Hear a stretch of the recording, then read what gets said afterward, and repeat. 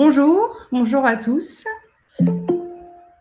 Bonjour aux personnes qui sont en train de nous rejoindre. Je suis Julia, je vais être la facilitatrice pendant le webinaire. Et puis, voilà, je vais en gros suivre les questions, suivre le webinaire. Je vais être très attentive. Et puis, je ferai le lien entre vous et puis nos speakers. Voilà. Alors, je vous souhaite donc la bienvenue. Je vous laisse entre les mains de Cyrielle Eudeline, qui est coach agile chez Zenica, et Maria Elisa Pes, qui est product manager. Elles sont toutes les deux chez Zenica Lyon. Et elles vont vous présenter la recette du télétravail réussi. Je vous dis juste une petite anecdote avant de leur passer la main. C'est qu'elles cuisinent ensemble. Donc, elles ont inspiré du coup ce titre de webinaire et on espère qu'elles vont vous régaler. Voilà, je vous souhaite une très bonne présentation. À vous les filles et puis à tout à l'heure. Merci Julia, bonjour à tous. Merci Julia, bonjour à tous. Je suis Maria, comme l'a dit Julia, Product Manager chez Zenica et on va essayer de répondre à un maximum de questions aujourd'hui. On a reçu beaucoup, donc on a essayé de faire un condensé pour un peu adresser tous les sujets. Donc on peut y aller. Première question du coup. Alors, première question, je suis manager, comment je m'assure que mes équipes travaillent bien depuis chez elles ? Pour répondre à cette question, je pense en réalité que c'est une affaire de mindset et de posture en fait. Ici, il faut définir le bien travailler, travailler bien. Il y a cette notion de je délivre quelque chose, je continue à produire, mais aussi est-ce que je suis dans les bonnes conditions pour pouvoir exercer mes tâches et mon activité quotidienne professionnelle. En fait, le télétravail et au-delà de ça, cette notion de confinement et des équipes à distance, c'est l'occasion de repenser la posture du manager vers une posture plutôt 3.0. En fait, le manager 3.0, il va venir favoriser les compétences et l'autonomie des individus. Il va plutôt se focaliser sur les liens des groupes et favoriser l'autogestion des groupes en eux-mêmes. Il va aussi définir le cadre, le périmètre d'action en fait, et s'assurer qu'il y a les bonnes conditions pour réaliser ce que je suis en train de demander d'être réalisé. Et prendre aussi en compte les contraintes. L'objectif de tout ça, c'est de générer de la valeur à la fin. En fait, on va passer d'organisations qui sont plutôt business-driven à des organisations qui vont être appuyées sur l'humain et qui vont délivrer de la valeur, donc qui vont être plus value-driven. Et c'est ça ce qui va faire la différence. En plus de ça, le management 3.0, il va permettre de gérer les conditions afin d'avoir de l'amélioration continue. On est des systèmes qui apprennent et des systèmes apprenants en fait. Et avec des modifications de contexte, de conjoncture, de crise économique, tout ce qui est la pandémie, etc., notre contexte et notre environnement évoluent et évoluent tout en même temps et de manière massive. Si on met en place des initiatives d'amélioration continue, on n'a pas forcément peur de l'échec, mais on capitalise dessus pour s'améliorer au fur et à mesure et devenir plus performant. Une fois cet aspect-là du travailler correctement et comment je peux mettre mes équipes dans une bonne situation pour travailler bien, il y a quand même une question qui se pose, c'est des indicateurs en fait. Comment je peux faire pour suivre mes équipes à distance?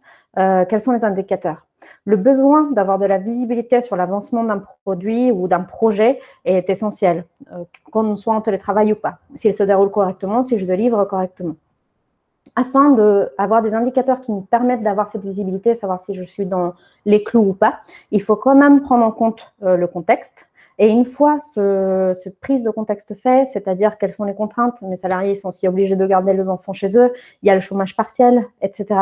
Donc avec les contraintes, une fois ce contexte posé, quel est le cadre réaliste que je peux donner à mes équipes afin de se fixer des objectifs et les atteindre? Pour ce faire, ce que je vous propose, c'est un petit tips, c'est de marcher plutôt en pilotage par la valeur via des OKR en fait. OKR, c'est Objective Key Results. C'est une notion sur laquelle on va venir piloter des objectifs grâce à des résultats clés, avec maximum 3 résultats clés par objectif.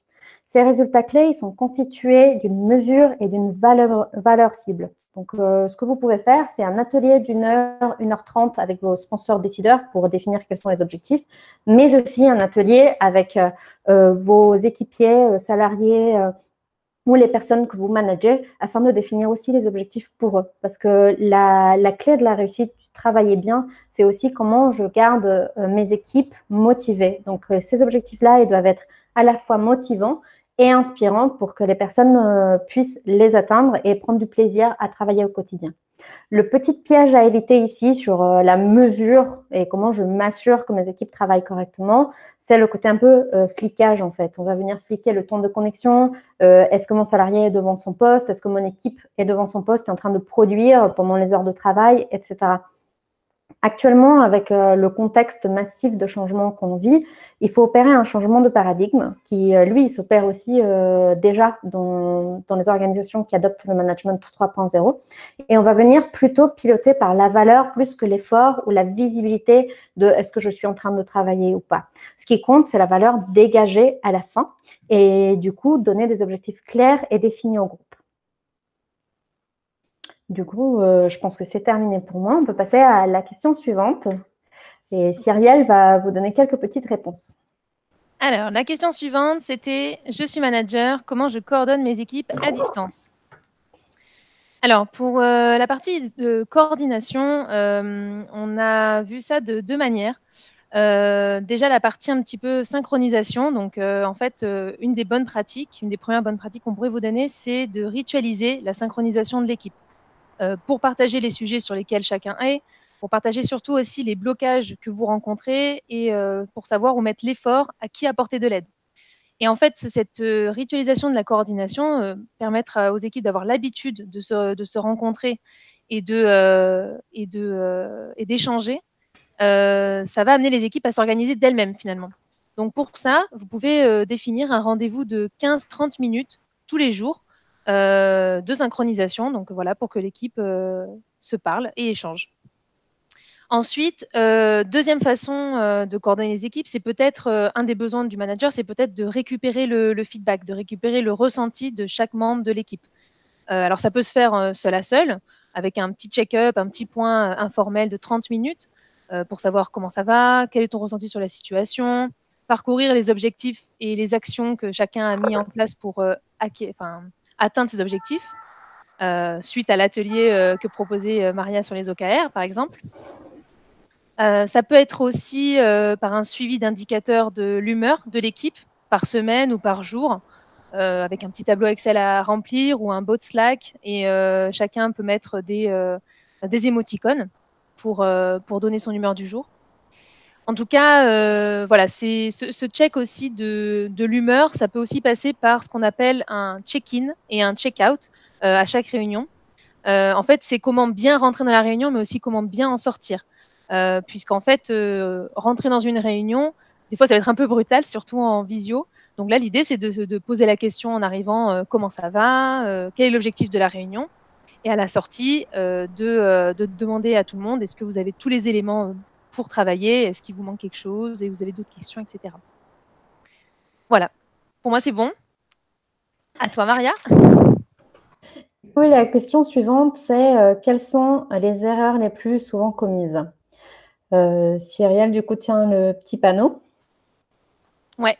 Quelles sont les erreurs les plus souvent commises par les entreprises et leurs collaborateurs novices en télétravail? En effet. Du coup, cette question est assez intéressante parce que on nous demande souvent quelles sont les erreurs. C'est important de prendre en compte que une erreur, c'est pas quelque chose de fataliste. On en fait tous et il faut apprendre de ça. Et du coup, je parlerai plus de biais.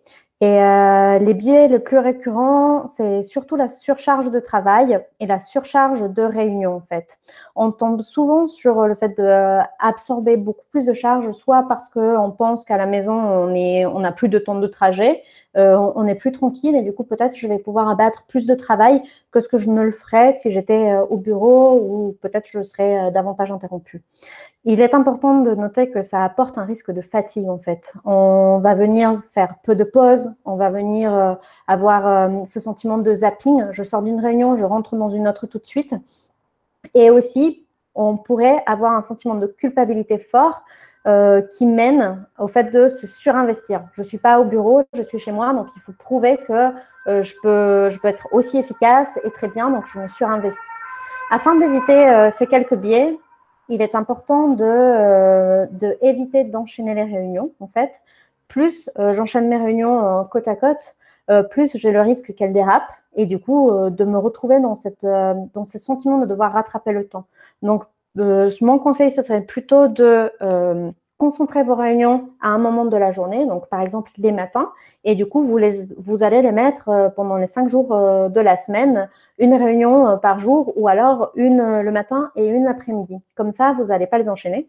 Et le deuxième tip, c'est quand même de respecter le timing de la réunion. Il faut arriver vraiment à l'heure et finir à l'heure pour éviter ce côté je dérape des réunions qui me fait déraper la prochaine et qui après, le soir, j'arrive plus à fermer mon ordinateur. Exactement. Un autre biais qu'on a pu repérer, c'est souvent la peur de manquer de visibilité. Et du coup, il y a beaucoup de suivi d'activité et on oublie un petit peu la confiance qu'on peut avoir en ses équipes et en ses collaborateurs. Du coup, là, ça revient un petit peu à ce que disait plus précédemment Maria. Le changement de posture, fixer des OKR, ça peut être des moyens d'apaiser cette peur de manque de visibilité. Un troisième biais, ça pourrait être l'absence de division claire entre vie professionnelle et vie personnelle. On a ce sentiment de devoir gérer les deux en même temps quand on est à la maison. Du coup, c'est important quand même de pouvoir différencier des espaces pour éviter ce mélange vie pro, vie perso. Même si on n'a pas la possibilité peut-être d'avoir une troisième ou quatrième pièce dans la maison pour pouvoir s'isoler et faire un bureau, au moins définir que ce bout de table pendant de telle heure à telle heure, c'est mon espace de travail, ce plateau qui est mobile, c'est mon espace de travail, et communiquer aussi à votre entourage qui est avec vous à la maison que pendant ces heures-là, vous n'êtes pas disponible et que vous êtes plutôt focus sur le travail. Si cet espace est plutôt digital, par exemple, vous avez un seul device, un seul ordinateur ou un seul téléphone pour faire du pro et du perso en même temps, je vous conseille fortement de changer de layout. Actuellement, tous les devices nous permettent de mettre un layout plutôt obscur ou clair, de choisir ça, ou les applications nous permettent de dire est-ce que je veux plutôt un layout obscur ou clair. Pourquoi pas les utiliser pour différencier votre espace digital entre vie pro et perso. Obscur pour le travail et clair pour le perso ou à l'envers. Ça vous permettra de visuellement savoir que vous êtes sur quelque chose de différent et faire cette distinction-là. Exactement, ou même peut-être se créer un autre utilisateur sur la machine pour pouvoir changer. Oui, tout à fait. Tout à fait, se créer un autre utilisateur, comme ça, on n'est pas interrompu par les petites notifs pop-in de Slack ou alors de mail. Donc, je ne viendrai pas être interrompue et j'aurai une utilisation vraiment 100% personnelle de mon device, ce qui me permet de prendre de la hauteur et vraiment couper avec le travail. C'est ça. Après, ce qu'on a pu repérer aussi, c'est comme quatrième biais, c'est peut-être de ne pas prendre en compte l'émotionnel, que ce soit à l'écrit ou dans les échanges. C'est vrai que peut-être que le télétravail et les discussions par visio ou par mail peuvent être un petit peu froides de temps en temps. Et en ce moment, on est dans un contexte qui peut faire place à l'émotionnel. Donc, c'est quelque chose à faire attention au sein des équipes. Et puis peut-être un des tips auxquels on a pensé, c'est d'avoir une personne dédiée en soutien des équipes. Donc, soit une personne en mode cellule psychologique. Est-ce que c'est aussi quelqu'un côté RH ou même un rôle tournant peut-être dans l'équipe qui pourrait veiller au bien-être en mode Chief Happiness Officer, veiller au bien-être de toute l'équipe, quoi. Voilà pour cette question. On va passer à la suivante. Alors, comment éviter la réunionnite et organiser mon temps de travail ? C'est une excellente question. Quand on est en télétravail, on a reçu une deuxième question aussi qui disait comment pouvoir organiser mon temps alors que je passe 80% de mon temps en call et j'ai plus de temps pour produire. Donc oui, en effet, c'est aussi un biais. Et les bonnes pratiques pour éviter cela, ça serait de se garder du temps pour produire. Quitte à bloquer des créneaux dans votre agenda de production, par exemple 2 matinées dans la semaine ou une matinée, une après-midi, une matinée, ça dépend de combien de temps vous avez besoin pour abattre le travail prioritaire et de production que vous avez à faire. Et communiquer avec votre équipe en disant OK, dans mon agenda partagé, j'ai ces slots-là qui sont dédiés à la production. Je ne peux pas être en call, je ne peux pas répondre directement en Slack et aux messageries instantanées parce qu'il faut que j'avance sur des sujets de fond. Un risque du télétravail et notamment du télétravail massif comme celui qu'on est en train de vivre actuellement, c'est l'hypersynchronisme. En fait, tout le monde veut savoir où on en est, où en sont les équipes de la prod, quand est-ce que je vais pouvoir travailler sur un tel ou un tel sujet. On a besoin aussi de garder un peu le lien. Donc, on est en hyper-synchronisation et en réunion beaucoup de temps. Afin de limiter un peu ce côté synchrone des échanges, on pourrait aussi chercher des solutions pour avoir des points de rendez-vous asynchrones en fait. Par exemple, notamment les daily. Quand on est en daily, ça veut dire que toute l'équipe est là mobilisée le matin dans une réunion. Ça peut être nécessaire dans des contextes dans lesquels on a des forts blocages, des projets qui sont vraiment stratégiques. Par contre, si on est déjà sur une vitesse de croisière, il se peut que ce moment de daily pourrait se faire de manière asynchrone avec par exemple, un bot Slack qui envoie automatiquement en fin de journée 3 questions. Qu'est-ce que tu as fait aujourd'hui? Comment tu te sens? Et qu'est-ce que tu vas faire demain? Ou alors, un lien automatique envoyé vers sa messagerie email qu'on répond. Et la première chose en arrivant devant mon poste de travail le matin, c'est aller checker ce document compte rendu dans lequel j'ai tout ma team qui a mis son mood et sur quoi il va travailler. Oui, autre chose aussi peut-être pour les réunions, c'est éviter aussi d'embarquer trop de personnes en même temps. Au sein d'une réunion, c'est beaucoup plus difficile en fait de discuter et d'échanger quand on est beaucoup. Là, par exemple, à 32, c'est un peu difficile. Oui, tout à fait, parce que chacun devrait avoir un temps de parole minimum pour qu'il puisse s'exprimer et que la réunion soit intéressante pour tous. Donc, il faut embarquer le moins de personnes possible. Et plus il y a de personnes, plus la réunion sera longue. Il ne faut pas sous-estimer le temps de préparation, en tout cas de blocage de créneaux dans les agendas pour les réunions dans lesquelles il y a beaucoup de monde. Ce qui est important aussi, c'est de timeboxer vos échanges en lien avec ça. En fait, on va venir timer l'ordre du jour. Chaque sujet de l'ordre du jour d'une réunion devra être timé et on doit le respecter. Si on voit qu'on est en train de déraper, alors on prend le temps de se dire est-ce qu'on ne traite pas les derniers points? Est-ce qu'il faut quand même les traiter? Et comment on pourrait les traiter de manière asynchrone peut-être? Et cet exercice-là va vous forcer petit à petit, dans une logique d'amélioration continue, à chercher des moments asynchrone pour pouvoir traiter des sujets plutôt de fond dans lesquels on n'a pas besoin d'être vraiment connecté ou se parler directement. Ok, prochaine question. Alors, il y a beaucoup plus d'échanges par écrit. N'est-ce pas un risque d'interprétation erronée ou de mauvaise compréhension? Alors, effectivement, les échanges par écrit, en fait, c'est peut-être un biais du télétravail. En fait, c'était déjà un biais du travail tout court, puisqu'on échangeait beaucoup plus déjà par mail et par messagerie instantanée. Donc là, d'autant plus en étant à distance. Bon, les notes écrites ne sont pas toutes à jeter quand même, hein, puisqu'elles permettent quand même de figer les décisions qui sont prises. C'est une base de discussion aussi pour être sûr qu'on s'est bien compris. Et puis, elles peuvent servir aussi de base de connaissances en asynchrone. Donc, quand même, on garde quelques notes écrites. Après, voilà, pas tous les échanges sont efficaces à l'écrit. Il y a quand même s'il y a une incompréhension, ça vaut peut-être le coup de s'appeler pour régler le problème. Oui, tout à fait. Des fois, juste s'appeler 2 petites minutes, 5 minutes, débloquer la situation, c'est vachement plus rapide, plus fluide qu'un échange de mails interminable. Donc, privilégiez aussi des fois les appels dès que vous sentez que vous êtes mal compris ou incompris. C'est ça. Et puis après, peut-être un dernier point sur cette question, c'est en fait, c'est peut-être l'occasion justement de porter un peu plus d'attention sur la façon dont on dit les choses, puisque finalement, nous écrivons, nous lisons et nous interprétons l'écrit selon notre humeur du moment.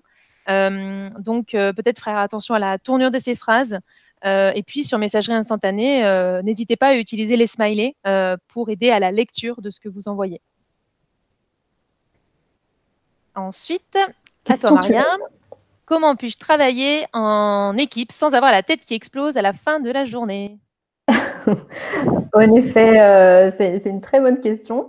Le premier point important pour ne pas avoir la tête qui explose en fin de journée, c'est faire des pauses. Quand on est à la maison, on se sent dans une ambiance qui est peut-être un peu moins structurée que quand on est au bureau. Du coup, on va venir enchaîner le travail et on va zapper les sujets. Et du coup, c'est quand même important de prendre une petite pause de 10 minutes, aller se faire un thé, un café, décrocher les yeux de l'ordinateur. Pourquoi pas, dès que j'ai fini un sujet, juste faire une mini pause d'inspiration. J'inspire, je me dis chouette, j'ai clos ces sujets-là, sur quoi je me mets après? c'est déjà une façon psychologique de se dire, OK, j'enchaîne des sujets, je pose et je commence un dernier. Et aussi, surtout, en fin de journée, se forcer à la déconnexion, en fait. Je ferme mon ordinateur parce que j'ai passé toute ma journée devant mon ordinateur, je m'étire un peu et je prends une vie plutôt sociale chez moi. La deuxième bonne pratique, ça serait de se garder des moments de focus. Ces moments de focus, c'est ces fameux créneaux prod que j'avais recommandé, je ne sais pas, c'était la deuxième ou troisième question. En fait, il faudrait quand même communiquer à l'équipe que vous êtes en focus, donc je ne suis pas disponible en ce moment-là. Et l'idée, c'est de matérialiser votre indisponibilité via le virtuel. Parce que quand vous êtes en physique au bureau, on voit que vous n'êtes pas à votre bureau, que vous êtes en réunion. Et c'est exactement pareil quand on est en télétravail, on n'est pas disponible tout le temps pour répondre immédiatement aux questions de tout le monde. Donc, il faut que votre équipe puisse voir ça, soit par un créneau agenda ou sinon un statut sur votre chat Slack ou Hangout de non disponible, non joignable, etc. Oui, et puis même pour éviter de vous faire polluer et d'être interrompu de manière intempestive, désactivez carrément les notifications pendant ces moments de focus, comme ça vous êtes vraiment tranquille. Oui, exactement. Troisième point, pour ne pas avoir la tête qui explose, je pense que ça serait se définir de règles de vie en équipe, une charte d'équipe en remote en fait, dans laquelle on va venir décider ensemble quel est le rythme, quel est le fonctionnement qui est soutenable par toute l'équipe avec les conditions qu'ils ont à la maison pour pouvoir travailler. Aussi, comment on communique pour pas avoir et Hangout et Slack et 50 milliards de chats ouverts pour communiquer avec différentes personnes. Quel est le biais de communication le plus important? La voie de communication choisie par vous. Comment vous repartissez les tâches et surtout, comment donner de la visibilité à l'équipe sur quoi vous êtes en train de travailler et comment vous êtes en train d'avancer et qui bloque qui et pourquoi. Est-ce que c'est un board Jira? Est-ce que ça va être un Trello? Est-ce que ça va passer par des daily le matin? Donc, tout ça, c'est l'équipe qui devrait le décider et ensemble, vous peaufinez cette charte de fonctionnement en remote. Et du coup, pour finir, ça serait aussi important de faire des sessions de travail courtes, des réunions courtes, de pas plus d'une demi-journée. Et à l'intérieur de cette demi-journée, les séquences devraient durer maximum 1h30 en fait. Après, on fait une petite pause de 2-5 minutes, à la fois pour s'aérer et pourquoi pas pour checker ses mails et traiter aussi les urgences. Et après, on revient 1h30. Donc, les réunions en visioconférence, surtout quand on est nombreux, faut pas hésiter à faire des petites pauses, couper avec des séquences, mais aussi ne pas dépasser une demi-journée. Ce qui est important aussi, c'est de combattre les distractions et je finirai par ça. Il y a Jake Knapp de Google Ventures qui a défini une méthode pour ça, pour gérer sa semaine de meilleure façon et plutôt piloter votre semaine par qu'est-ce qui est prioritaire et qu'est-ce qui génère le plus de valeur. Dans le compte rendu de ce webinaire, je vous mettrai le lien. La méthode s'appelle Make Time. Ok. Question suivante. Comment animer une rétrospective en visio? Bon, alors autour de ça, j'aurais des tonnes de choses à dire, donc je vais me retenir pour pas prendre trop de temps. Mais déjà, pour ceux qui ne connaissent pas ce que c'est une rétrospective, petit rappel, une rétrospective, c'est un moment en fait dédié à l'équipe. Donc 1h30 pas plus, comme le conseille Maria, pour en fait se poser, prendre un peu de recul et se poser la question de comment est-ce qu'on fonctionne, qu'est-ce qui marche bien dans notre fonctionnement d'équipe, qu'est-ce qui ne marche pas si bien que ça et qu'on pourrait améliorer et du coup, quelles sont les idées d'amélioration. Ça permet vraiment à l'équipe de trouver un petit peu son fonctionnement et son bon alignement. Du coup, pour les bonnes pratiques et les bons ingrédients de la rétrospective en visio, bon, il y en a deux déjà qui sont essentiels. C'est un outil de visioconférence, donc Zoom, Google Meet ou Webex, en fait, déjà pour se voir et s'entendre. Et puis, un board interactif pour interagir sur un support commun, donc que ce soit Miro, Google Drawing ou tout simplement un document SharePoint partagé. Ça, déjà, c'est important. Ensuite, comme le disait Maria avant et encore plus en rétrospective, il faut vraiment un temps pour chaque action. Donc vraiment time-boxer la rétrospective, c'est-à-dire la découper en plein de petits bouts pour que les participants soient concentrés sur une action à la fois. Et puis pour rendre la rétrospective un peu plus claire. Oui, tout à fait. Dans cette segmentation d'une rétrospective, il ne faut pas non plus plutôt, il faudrait en fait créer des séquences dans lesquelles on a du travail individuel. On est tous connectés en effet comme on l'est actuellement, mais on se laisse 5-10 minutes en fait de travail individuel. C'est-à-dire que chacun sur un post-it à la maison, sur un bloc-notes sur son ordinateur, il va noter ses ressentis, etc. Et après, on met en commun ce travail individuel. Exactement, c'est super important. Après, autre bon ingrédient d'une rétrospective en visio, ça serait de se définir, enfin que le groupe se définisse des règles de vie pour que l'atelier se passe bien. Donc le fait que ce soit le groupe lui-même qui les définisse, ça permet à chacun de s'approprier ses règles. Et puis, autant en présentiel, c'est peut-être le facilitateur ou le Scrum Master qui va amener des règles de vie. Ici, les règles sont totalement nouvelles parce qu'on est à distance et parce que du coup, il faut tout réinventer. Donc, par exemple, comme règle de vie, on pourrait penser à ne pas se couper la parole, désactiver le micro quand on ne parle pas, laisser la caméra activée pour se voir, et j'en passe. Également, il y a la gestion du temps de parole, puisqu'il peut y avoir des bavards et il peut y avoir des personnes qui ne parlent pas beaucoup, donc il faut réussir à un petit peu passer la main à tout le monde. Donc, vous avez sur Zoom, d'ailleurs, la fonctionnalité de lever la main, activer la visio, donc pour voir qui veut parler ou qui a fini de parler. Et puis, il y a aussi une autre petite technique qui a été partagée par Brice Buffa, un collègue lyonnais à nous, qui parlait de la technique du fishbowl pour se passer la parole, donc comme un aquarium. Et donc, l'idée, en fait, c'est qu'il y ait seulement 3 personnes qui aient un micro activé et les autres participants ont les micros désactivés. Donc, en fait, dans l'atelier, il va y avoir cette navigation constante entre les personnes qui vont parler et les personnes qui vont observer et écouter. Et en fait, dès qu'on veut avoir la parole, parce qu'on veut réagir sur quelque chose qui s'est dit, on active le micro comme signe de vouloir intervenir, et puis une des 3 personnes du fishbowl le désactive. Donc, je vous ai fait un petit schéma, parce que c'est peut-être pas évident. Donc, comme vous le voyez, c'est un peu l'idée, c'est qu'on a ce petit aquarium au milieu, avec les gens qui parlent et qui ont le micro activé, les personnes autour qui sont en observation et en écoute. Et si on veut rentrer dans le cercle parce qu'on a envie de parler, on active le micro et puis il y a une personne ici qui reva dans le cercle d'observation. Bon, voilà. Bon, ça, c'est une petite technique que je trouvais intéressante. Après, on n'oublie surtout pas le check-in et le check-out à chaque rétrospective. Hein. Comme chaque réunion, ça vaut le coup en rétrospective, c'est super important. Et enfin, peut-être dernier tips que je pourrais vous partager, c'est en rétrospective, en visio, ce qui peut être intéressant, c'est d'utiliser les rôles délégués. Enfin, d'ailleurs, ou dans n'importe quelle réunion aussi. Oui, dans n'importe quelle réunion, ça peut être intéressant, davantage en rétrospective, mais quand on va mettre en place des réunions ensemble à plusieurs, surtout en télétravail, alors que peut-être on n'a pas l'habitude de travailler vraiment en visio, ça, c'est quelque chose qui vous permettra d'autogérer le groupe. C'est ça. Et du coup, en fait, ça permet en fait de répartir la responsabilité du bon déroulement de la réunion sur chaque participant ou sur une bonne partie des participants. Donc, par exemple, en rôle délégué, moi, j'en vois 4 qui sont vraiment importants. Donc, le premier, c'est le rôle de facilitateur.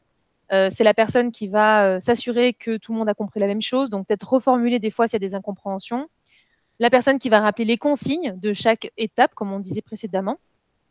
Et la personne aussi qui va peut-être rappeler les actions qui ont été prises à la fin. Donc vraiment, ça, c'est pas mal comme rôle. Après, on a le rôle de timekeeper. Donc, c'est la personne qui va s'assurer que la réunion, enfin la rétrospective tienne en temps et en heure, et puis que les timebox aussi ne sont pas dépassés. Ensuite, on a le pause-décision, qui est en fait la personne qui va poser la question au bout d'un moment si les débats s'éternisent de « bon, bah, qu'est-ce qu'on décide, quoi ?» Et ensuite, la dernière, c'est le rôle de scribe. Et donc là, c'est la personne qui scribe tout. C'est la personne qui prend tout en note et surtout les actions qui ont été décidées. Comme ça, après, en asynchrone, on peut les retrouver et avoir l'information.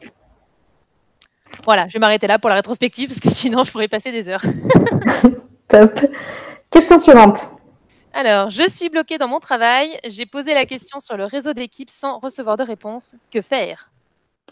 Oui, si vous vous trouvez bloqué, d'ores et déjà, c'est une situation un peu d'urgence en fait. Donc, il faut gérer l'urgence. Pour gérer l'urgence, d'abord, pas de panique, on prend un peu de hauteur, surtout actuellement On sait que toute l'équipe est exactement dans la même situation. On a une situation commune un peu mondiale. On est enfoui sur les mails avec des tonnes de notifications Slack. On fait de notre mieux avec un contexte dans lequel on a des personnes qui sont au chômage partiel, voire même en congé, qui n'ont pas eu forcément le temps de nous le communiquer.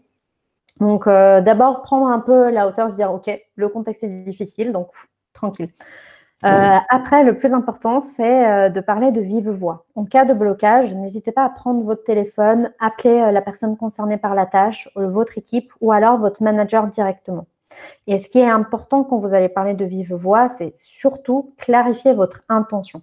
Quand vous allez appeler quelqu'un, dites qu'est-ce que vous attendez d'elle exactement. Est-ce que c'est plutôt une information? Est-ce que c'est plutôt de l'aide? Est-ce que c'est plutôt une conversation pour vous débloquer dans un processus créatif aussi? Ou alors, est-ce que c'est une prise de décision ou une repriorisation des tâches qu'il faut faire parce que finalement, aucune autre personne peut débloquer la tâche dont vous êtes bloqué. Peut-être vous allez devoir avancer sur une autre. Et ah oui, d'ailleurs, peut-être que si ce que vous attendez de l'équipe, c'est seulement qu'elle vous écoute et que vous dépatouillez votre problème tout seul, peut-être que vous pouvez tester la technique du canard en plastique. Alors, en fait, c'est ce qui a un peu inspiré, beaucoup d'ailleurs, inspiré le logo de Zenica. Puisque en fait c'est quelque chose d'un petit peu geek. L'idée c'est de parler à son canard en plastique quand on est bloqué, et le seul fait d'en parler à quelqu'un ou à quelque chose de vive voix, ça permet en fait de débloquer le problème. Voilà, ça c'est un petit tips facile à utiliser. Oui, tout à fait. Pour éviter la réunionnite et le synchrone, en effet, on peut commencer par ça et après parler de vive voix. Ce qui est important aussi, c'est que certes, si je suis bloquée, je suis en situation d'urgence, mais l'idéal, ce serait d'anticiper cela en fait. Quand on est en télétravail, encore plus que quand on est au bureau, parce qu'on ne peut pas aller voir la personne dans le bureau et dire « Ah, désolé, je n'avais pas pensé à ça et maintenant je me retrouve bloquée ». Ben, en télétravail, et surtout quand on est en télétravail en masse avec des personnes qui sont indisponibles et qui ont des disponibilités en pointillé, c'est important d'anticiper sa semaine. Et du coup, on va prévoir notre semaine ou nos 15 jours de travail comme un sprint en agilité, en fait. Et en agile, quand on fait un sprint, pour le préparer, on fait un sprint planning dans lequel on planifie les tâches à faire. Exactement pareil pour nous avec notre agenda, et en équipe, on va définir quelles sont les tâches et le travail à accomplir pour les 2 prochaines semaines. On va voir s'il y a des dépendances entre des tâches, et si dépendance il y a, bloquer d'ores et déjà des créneaux dans lesquels tout le monde sera disponible, les personnes qui seront du coup impactées par l'avancée de ce projet ou cette tâche, bloquer ce créneau-là afin de prévoir et ne pas être bloqué si jamais on arrive à une zone d'interfaçage trop fort entre les tâches de chaque équipe. Si jamais cette réunion n'a pas lieu, tant mieux, on libère le créneau. Et si jamais elle a lieu, on ne doit pas courir après les gens pour savoir quand est-ce qu'ils sont disponibles d'ici 10 jours ou d'ici une semaine quand je suis en situation d'urgence et de blocage. Et un dernier point important dans l'anticipation, c'est quand je planifie ma semaine ou mes 2 semaines à suivre, il faut embarquer que les sujets sur lesquels j'ai de la visibilité, c'est-à-dire dans lesquels il n'y a pas trop de zones de flou, dans lesquelles je sais qui est présent et qui n'est pas présent. Et s'il y a des tâches qui sont dépendantes d'autres teams, savoir exactement s'ils sont en congé ou pas avant de les embarquer dans ma tâche hebdo. Voilà pour cette question-là. On peut passer du coup à la question suivante qui est plus contextualisée sur la situation actuelle. Exactement. Alors, c'est l'avant-dernière question, du coup. Je commence une nouvelle mission dans ce contexte. Quels sont les points de vigilance? Alors oui, très contextualisé pour le coup. Premier conseil, bonne pratique que je pourrais vous donner, c'est déjà d'organiser votre temps et surtout de prendre votre temps. Parce que souvent, quand on commence une mission, on a envie de faire plein de choses. Donc, vous déterminez des horaires, faire des pauses et surtout ne pas sous-estimer le temps nécessaire à la prise d'autonomie, qui peut être un peu plus long peut-être à distance. Après, autre conseil, adopter une posture d'observation. C'est peut-être l'occasion de profiter d'être en immersion au moins la première semaine et d'observer quels sont les rituels de l'équipe, comment se passe la répartition et la gestion des tâches, comment fonctionnent les interactions, etc. Et pour ça, pour cette partie d'observation, la technique du pair programming, donc utilisée pas mal par les développeurs, est super intéressante. Où en fait, il y a un développeur qui projette l'écran et un autre qui regarde, commente et propose des idées, mais du coup ne touche pas au code. Donc ça, c'est pour les développeurs, mais pour ceux qui ne développent pas, ça peut être la co-création sur un même document qui peut être intéressante, tout simplement. Et puis, ça vous permet d'observer dans un contexte et sur un cas très concret. Oui, tout à fait. Il y a plusieurs outils qui vont nous permettre de faire ça. Quand on est en pair programming, on peut avoir du partage de terminal, par exemple, avec des outils comme Teamux ou Téléconsole. On peut partager aussi le code avec LiveShare ou Fluebit, et sinon partager aussi d'écran et se voir pendant qu'on est en train de faire du pair. Ça, c'est aussi bien avec des visioconférences type Zoom ou Meet ou Slack. Et quand on est plus sur de la co-création et du travail plutôt d'intelligence collective, on peut utiliser des outils tels que Miro ou des spreadsheets partagés avec Google, dans lesquels on voit vraiment le travail de chacun, où est chacun, et ça va venir vraiment fluidifier les échanges collectifs. C'est ça. Après, troisième point, peut-être, ça serait de clarifier votre rôle et clarifier vos missions. Qu'est-ce qui finalement est attendu de vous? Quelle est la valeur que vous allez apporter? Comment vous donner de la visibilité à votre travail? Alors ça, on peut reprendre la bonne pratique de Maria sur les OKR. Vous mettre en place et voir avec aussi votre client, mettre en place des objectifs atteignables et les décomposer en actions. En plus, si vous les cochez au fur et à mesure, ça vous donne la satisfaction d'avancer. Oui. Ça peut être intéressant. Et enfin, je dirais ne pas négliger l'intégration et l'inclusion, même si c'est plus difficile à distance, c'est pas impossible. Donc, vous pouvez créer du lien en proposant des moments informels comme des cafés visio, des apéros visio, ou même une présentation à l'équipe pendant 30 minutes. Vous faites un petit tour de table de qui est qui. Ça permet un peu de remplacer les conversations que vous auriez eues autour de la machine à café, peut-être. Oui, ou agender des one-to-one. Avec les personnes de l'équipe, normalement, ou peut-être pas de l'équipe aussi. Quand on intègre une nouvelle société, il y a la partie tout ce qui est fonction support, marketing, RH, etc. Pourquoi pas proposer des one-to-one à chacun, ou que les RH proposent des one-to-one en visioconférence. Exactement. Du coup, on va pouvoir passer à la dernière question. Alors, pas de salle de pause ni de machine à café, le télétravail ne serait-il pas un frein aux relations entre individus? Oui, alors un frein, c'est un mot un peu fort, ça veut dire vraiment qu'on n'a plus quasiment d'interaction quand on parle de relations, alors qu'on est en visioconférence, on se parle, donc il y a quand même des interactions, mais ce qui est important quand même, c'est de rester vigilant, de garder le lien en fait. Le travail, c'est pas juste un endroit dans lequel je vais venir réaliser des tâches et produire, c'est aussi un lieu social où on prend du plaisir à être avec des personnes qui ont à peu près notre même vision des choses, on partage le même métier, on va venir partager aussi des choses en dehors du travail avec des collègues.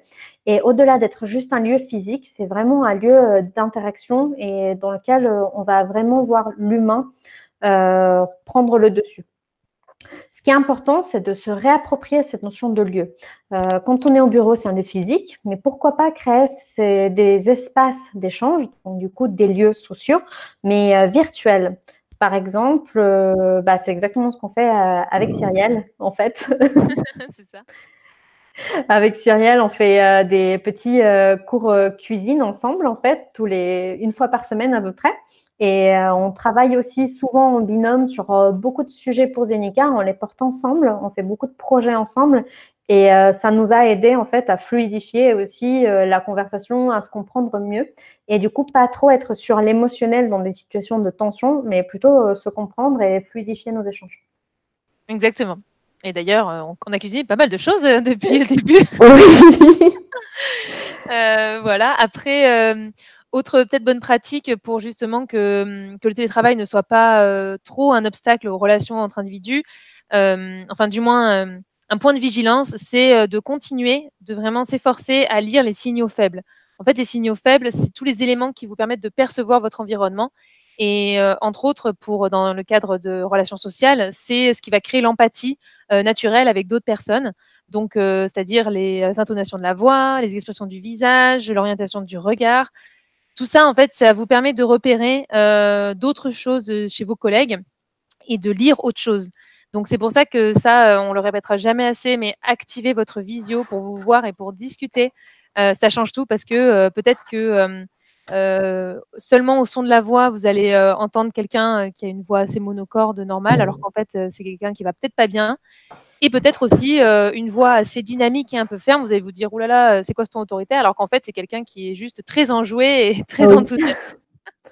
Tout à fait. On sait de quoi on parle, non? Ouais, c'est clair. Pour finaliser, en fait, je pense que c'est important quand même de noter cette question. Elle est importante parce que quand on est 100% en télétravail, en full remote, comme on appelle ça en anglais, en effet, on a besoin d'avoir des rencontres physiques, en fait, des moments d'échange dans lesquels on se retrouve vraiment face à face et on voit nos collègues. En dehors de la crise Covid-19, bien sûr, parce qu'actuellement, ce n'est pas possible. Mais quand on est en full remote dans une société dans laquelle on l'a déjà été pendant 1 ou 2 mois, on le voit par rapport soit à des collègues quand on est chez nos clients, soit des collègues de Zenica qui sont, eux, en full remote. C'est quand même important qu'ils retrouvent les équipes à un moment donné, soit en séminaire, soit en moment de team building, soit en moment d'apéro. Ou alors, pourquoi pas aussi organiser des soirées ensemble, tout ce qui est plutôt des échanges vraiment de relationnel en étant en face à face, il faut quand même donner une place à ça parce que c'est important pour venir asseoir les relations et aussi fluidifier les échanges et mieux pouvoir travailler par la suite. Notamment, je pense aussi à la question de l'onboarding de nouveaux équipiers. Si cet onboarding peut être fait en face à face avec quelqu'un, avec un développeur qui explique, dans lequel on a machine côte à côte, c'est vraiment l'idéal. Exactement. Bah, du coup, on est arrivé au bout de toutes les questions que vous avez pu nous envoyer. Donc, n'hésitez pas si vous avez d'autres questions à en poser sur le chat. Et comme ça, on va essayer d'en traiter quelques-unes avant la fin, puisqu'il nous reste encore 10-15 minutes. Voilà. Tout à fait. Personne qui vient d'arriver. Alors, il n'y a pas eu de questions sur le chat pour le moment. Il y a 2 questions de joker, du coup, que je vais vous poser en attendant. Si les personnes veulent se manifester, n'hésitez pas. Il y a une question, c'est comment organiser bien son lieu de vie et son espace de travail? Oui, alors oui, effectivement, c'est une des questions qu'on avait eues, que du coup, on gardait au chaud en attendant. Alors, pour organiser son lieu de vie et son lieu de travail, peut-être des petits conseils, même si on sait que c'est pas forcément évident pour tout le monde. Ça dépend de l'espace qu'on a. Mais c'est vrai qu'on recommande quand même pas mal de créer son propre espace de travail. Essayez de ne pas le partager avec d'autres personnes, si vous pouvez au mieux. Et puis, si vous ne pouvez pas, organiser peut-être un système de bureau tournant, donc c'est-à-dire être au même bureau avec quelqu'un, mais quand vous avez besoin de faire une réunion ou un call, d'aller dans une autre pièce et puis de tourner un petit peu autour de rôle. Également, pour la partie physique, ce qui peut être pas mal, c'est de privilégier la lumière naturelle, de faire attention aux assises et au dos, enfin, en tout cas de faire au mieux parce que, et de ne pas se stresser. Oui. On met beaucoup de pression par rapport à espace de travail et espace de vie, mais on fait vraiment de son mieux. Donc, ce qu'il faut surtout, c'est écouter vraiment vos corps et écouter vos douleurs. Parce que peut-être que finalement, il faut s'affranchir des stéréotypes du travail. En fait, est-ce que travailler assis derrière un bureau à la maison, c'est l'idéal? Peut-être pas. Oui, peut-être il faut travailler debout ou alterner des pauses assises et debout. Il faut un peu s'affranchir exactement des stéréotypes de je suis derrière mon ordinateur et je tapote sur mon clavier. C'est clair. C'est clair. Après, qu'est-ce qu'on pourrait ajouter au niveau des activités aussi? Pas mal de bonnes pratiques qui émergent, comme on en parlait, jeux, lecture, méditation, sport, tout ça, tout ce qui peut vous aider à déconnecter, comme on l'a dit avant, ça peut être vraiment intéressant. Oui, dissocier les espaces virtuels, comme on l'a dit avant, mais aussi quand on est en virtuel, notamment avec le contexte actuel de Covid-19, moi je le sais parce que ma famille est loin, donc c'est quelque chose que je faisais déjà avant, mais avec le confinement, c'est davantage plus régulier en fait. On fait souvent des réunions à des apéros virtuels ou alors comme avec Cyrielle, on cuisine à distance aussi. Ensemble, on se fait des petites recettes, on peut faire du sport ensemble. C'est important quand même, on parle beaucoup de l'aménagement de l'espace professionnel, mais il y a aussi un espace virtuel personnel qu'il faut aménager, se donner du temps pour ça, se donner des rendez-vous et ne pas perdre un peu le lien qu'on a avec ses proches et ses amis. Exactement. Je vois qu'il y a quelques questions qui sont apparues. Alors, comment remotiver un collaborateur à distance? Vaste sujet. Oui, vaste sujet de la motivation et surtout de la remotivation. En fait, à distance, forcément, ça va être un peu plus difficile, cette notion de motivation, parce que quand on est manager ou alors quand on est équipier et on souhaite motiver ou remotiver quelqu'un, on a moins de signaux non-verbaux, en fait. On peut moins voir la posture du corps quand on parle de certains sujets qui pourraient être démotivants pour une personne. On aperçoit moins son regard. Donc, c'est difficile de juger qu'est-ce qui pourrait être des sources de démotivation, des sources de motivation pour cette personne, autre que ce soit elle qui nous la donne de manière spontanée ou alors pendant un call ensemble. Ce qui est important, je pense, quand on a un cas de démotivation, c'est de bien déceler si c'est une démotivation qui a été issue avant de la période de télétravail ou de confinement, pour un peu dissocier cette notion, ok, il est isolé chez lui, donc c'est ça qui cause la démotivation. Peut-être il y avait déjà des signaux de démotivation avant qu'on n'a pas vus et qui se sont exacerbés quand la personne a été isolée chez elle à faire du télétravail. Donc du coup, ça va vous permettre de un peu pointer du doigt les raisons pour lesquelles il est démotivé.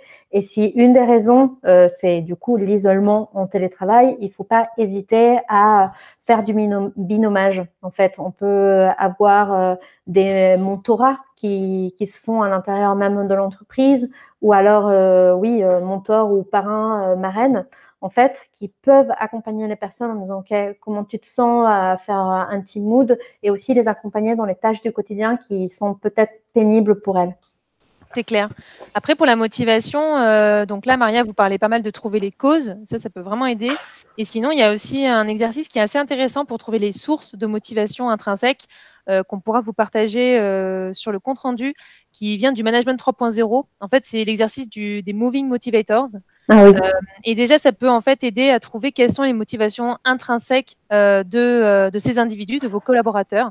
Parce que motivation extrinsèque, par exemple, il y a l'argent, mais motivation intrinsèque, c'est par exemple l'honneur, l'ordre, le statut, la sociabilisation. L'appartenance. Voilà, l'appartenance, il y en a une dizaine, je crois. Et c'est pas mal parce que ça peut permettre, en tant que manager, peut-être, ou même en tant qu'équipe, de discuter de chaque motivation intrinsèque et de voir lesquelles aujourd'hui, parmi celles qui sont importantes pour nous, sont respectées ou pas trop respectées dans le travail. Et après, on réfléchit à des actions à mettre en place ensemble. Ça peut être un exercice sympathique. Oui, tout à fait. Donc, traiter plutôt, ok, c'est pas la démotivation qui compte, mais plutôt qu'est-ce qui te motive et comment aller plus sur des tâches qui puissent te motiver ou réveiller ces leviers de motivation pour toi. Exactement. Question suivante. Bonjour, comment se renouveler dans le management à distance quand on a déjà mis en place certains de vos conseils avisés? On peut jamais s'arrêter de se renouveler. Oui, en effet. Après, concernant cette partie-là de renouvellement, en effet, on peut toujours pousser un peu plus loin le côté remote. Notamment, j'ai vu déjà des pratiques, surtout sur des équipes qui sont à distance ou voire même dans des pays différents, dans lesquels on affiche la météo de l'endroit dans lequel je me trouve à l'ouverture de mon call, en fait. Au lieu d'avoir ma tête, j'ai soit la météo, soit une petite phrase de l'endroit dans lequel je me trouve pour faire un lien. Et après, je pense que aussi, on n'a pas forcément, nous, Cyrielle et moi, toutes les clés. Pour se renouveler, je pense qu'il n'y a pas mieux que faire de l'amélioration continue avec votre équipe. Donc, vous posez la question de, OK, voici ce qu'on a atteint. Quel serait l'objectif par la suite? Qu'est-ce qu'on souhaite améliorer? Est-ce que ça va être de bien-être au télétravail? Est-ce que ça va être plutôt comment mieux gérer les prises de parole à distance, ou alors comment mieux tenir aussi nos engagements quand on commence peut-être un sprint, donc quand on planifie nos 15 jours ou une semaine de travail, peut-être on n'arrive pas à l'objectif. Comment faire qu'on arrive à faire en sorte qu'on arrive à cet objectif-là et que ce soit l'équipe même qui trouve les solutions? Ça, je pense que ça serait l'idéal. Oui, après, Je pense qu'il y a quand même beaucoup de pression qui est encore mise sur le manager, sur l'attente justement du manager, enfin auprès du manager de gérer tout. Alors que là, justement, nous, dans ce qu'on vraiment vous conseille, et même si on imagine que c'est une étape de transformation à faire, mais il y a vraiment cette phase de responsabilisation de l'équipe parce que le manager peut pas tout gérer et peut pas tout voir. Et c'est normal. Donc c'est important aussi que dans ce renouvellement, il y a aussi peut-être le lâcher prise pour que l'équipe puisse se responsabiliser et peut-être venir en aide auprès du manager. Ça pourrait être pas mal de renverser un petit peu la tendance. Oui, tout à fait. Ok. Quid des pratiques mises en place chez nos voisins européens et dont nous pourrions peut-être nous inspirer? Alors du coup, j'aimerais bien savoir de quelles pratiques on parle en particulier, parce que comme on en a cité pas mal, pour pas nous répéter trop de fois. Oui, si on peut avoir un peu de précision, Mike, ce serait top. On peut peut-être passer à la question suivante, Cyrielle, le temps qu'on ait des précisions. Oui. Ouais, volontiers. Travail collaboratif, plus difficile d'être à 2 sur un PC, pair programming en remote peut-être possible, je ne sais pas. Ma peur que l'entraide entre développeurs devienne moins naturelle, moins immédiate. Qu'en pensez-vous? Du coup, oui. Alors, moi, je pense que quand même, ça reste possible. C'est une autre organisation à trouver entre développeurs. Par exemple, dans une des équipes que j'ai accompagnées, donc après avoir fait le fameux atelier pour définir la charte de l'équipe en remote dont parlait Maria. Oui. En fait, ils ont pensé à utiliser par exemple l'outil Discord. Alors, l'outil, encore une fois, ça remplace pas les pratiques, mais comme ils avaient besoin que leur pratique quotidienne, c'était de se parler, vraiment, ils se parlaient tout le temps. En fait, l'outil Discord permettait de reproduire un petit peu comme si vous étiez au bureau. Et c'est comme un espèce d'appel qui est un appel visio qui est en permanence là. Et puis, si vous voulez pas être entendu, vous coupez le micro, quoi. Oui, c'est quelque chose, par exemple, qui les a aidés pour avoir le côté on travaille et en même temps on a des discussions informelles. Je sais pas si tu voulais ajouter quelque chose, Maria. Non, moi, ça me va comme réponse. Alors, Mike, Lyon, je pensais aux pratiques d'animation de réunion, d'animation d'équipe, préparation de la fin du confinement, etc. Ok, du coup, je crois voir à peu près de quoi on parle, les bonnes pratiques un peu aussi de ce qu'on a pu observer sur les pays nordiques notamment, c'est aussi lié à la conception même du travail en fait. C'est ça la différence, c'est que dans les pays nordiques, on a une notion du travail qui est moins une corvée en fait. On a plus aussi du temps qui est accordé à la vie personnelle et aussi peut-être des horaires qui pourraient être réduits. Donc du coup, quand on s'inspire de ça, de la conception du travail en elle-même qui est différente, c'est de ça que la conception du télétravail s'est inspirée. Des fois, on retrouve dans des pays nordiques des sociétés qui ont donné moins de jours de travail en télétravail pour qu'ils puissent s'occuper quand même de tout ce qui est la partie ménage, foyer. Après, je sais qu'en Espagne, notamment, la partie plus télétravail, elle reste, c'est quelque chose de assez pratiqué, en fait. Et du coup, on était déjà préparé à ça. Concernant les mesures de déconfinement chez nos voisins européens, ça, je pense que j'ai aucune idée, donc je pourrais pas vous le dire. Par contre, on peut chercher avec Cyrielle sur des sources qui pourraient être intéressantes et vous les mettre à l'issue du compte rendu. Exactement. Enfin, dans tous les cas, voilà, des pratiques d'animation, c'est un petit peu ce qu'on a évoqué avant, mais le check-in, le check-out, de time-boxer, de pouvoir peut-être déléguer les responsabilités, c'est autant de bonnes pratiques qui vont vous permettre de mieux animer vos réunions. Et peut-être, vous tous qui êtes présents à l'écoute, de prendre la casquette en fait de facilitateur peut-être dans un premier temps et ensuite de passer la main. Déjà, ça change tout parce que c'est un peu difficile, je trouve, peut-être, alors en physique toujours, mais même à distance, de savoir qui prend la main, qui va parler, qui va se lancer. Donc peut-être qu'avoir un facilitateur tournant aussi, c'est quelque chose qui peut aider. Je pensais notamment au management interculturel à distance. Ah oui, c'est sûr que oui, avec les cultures différentes, il y a encore d'autres choses à prendre en compte. Oui. C'est côté Singapour aussi qu'on a un collègue, Jérôme, qui nous parlait en atelier et même en formation, surtout de cette partie plutôt honneur et vraiment hiérarchie qui est très importante encore. Donc, c'est vrai que ça vaut le coup peut-être de se renseigner un peu sur la culture des personnes avec qui on discute, etc., pour peut-être faire attention.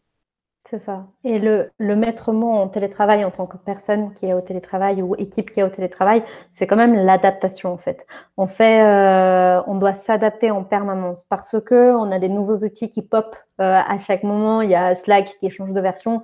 Après, peut-être l'entreprise décide de basculer tout sur Teams, donc on va tous aller sur Microsoft Teams.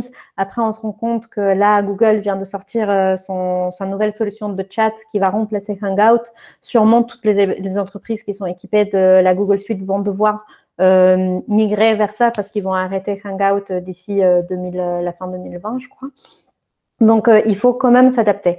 Et ce qui est important quand on est dans un management à distance avec plusieurs cultures, c'est aussi adapter les rites et les rituels, en fait. Savoir qu'est-ce qui est important pour les personnes ou les équipes qu'on va avoir en face de nous, qui est différent de ce qui est important pour les équipes qui sont peut-être en France, et trouver cette zone de compromis et savoir comment on pourrait avancer ensemble pour ne pas froisser les uns ou les autres et créer une zone un peu de sécurité dans laquelle tout un peu impair culturel ou alors tout simplement de valeurs, parce qu'on se retrouve dans des pays qui ont des savoirs et des cultures différentes, peut être compris en fait. Se donner aussi cette notion de ok, on peut avoir le droit à l'erreur, on fait attention à ça parce que vous nous avez dit que c'était important, et trouver ensemble et s'adapter ensemble tout ce qui est rite, rituel et valeurs pour travailler ensemble. Et pour ça, il faut prendre le temps d'en parler et de poser les choses. Si vous avez une équipe comme ça interculturelle, c'est en fait de prendre le temps d'en discuter et de tout poser à plat, quoi. Tout à fait. Je pense qu'on est bon. D'autres questions? En conclusion, je pense qu'on pourrait dire que ce qui est important face à toutes les questions que vous nous avez données, ce qui ressort le plus de tout ça, ça serait la confiance et mettre l'accent sur la communication. En fait, en tant que manager et en tant qu'équipe, il faut qu'on puisse, en tant qu'équipier, confier dans le manager et confier aussi dans ses coéquipiers. Et en tant que manager, confier davantage sur son équipe, en fait. On sait qu'à distance, on peut avoir un peu de méfiance sur cette notion, est-ce qu'il est devant son poste ou pas. Mais si on opère ce changement de mindset qu'on a vu dès le début, aller plus sur des techniques de management 3.0, aller plus sur de l'intelligence collective et l'autogestion des équipes, on va mettre aussi l'accent sur la communication, sur l'humain, et on va s'inscrire dans des logiques d'amélioration continue pour apprendre tous ensemble à gérer des situations nouvelles pour tout à chacun. C'est ça. Et puis là, peut-être que la première action qu'on vous propose de réaliser à la sortie de ce call, après un mois finalement de confinement, c'est proposer peut-être justement ce petit atelier de rétrospective pour que dans l'équipe, vous puissiez vous poser et vous dire finalement, qu'est-ce qui a bien marché dans notre fonctionnement ce dernier mois, qu'est-ce qui a moins bien marché et qu'est-ce qu'on voudrait mettre en place ensemble pour le prochain mois pour mieux fonctionner ensemble. Ça peut être déjà un premier quick win. Oui, c'est ça. Merci à tous pour votre attention, votre écoute. Merci beaucoup. C'était très intéressant de pouvoir vous parler sans vous entendre. Oui. Merci Cyrielle, merci Maria, c'était très intéressant. Si vous êtes inscrit, je parle aux participants du coup, si vous êtes inscrit via Eventbrite, vous allez recevoir dans l'après-midi un lien vers un formulaire d'évaluation. C'est très important pour nous d'avoir votre feedback. Et puis, ça sera aussi l'occasion pour vous de nous demander, si vous le souhaitez, de recevoir la synthèse dont on parlait les filles. Et puis, nous allons mettre en ligne sur la chaîne Zenica TV le replay de ce webinaire si vous souhaitez le partager avec d'autres personnes autour de vous. Exactement. Et puis, n'hésitez pas, si vous avez besoin d'être accompagné, l'équipe Zenica est disponible. Petit moment pub. Oui. Merci beaucoup. Merci à tout le monde. Au revoir, merci beaucoup.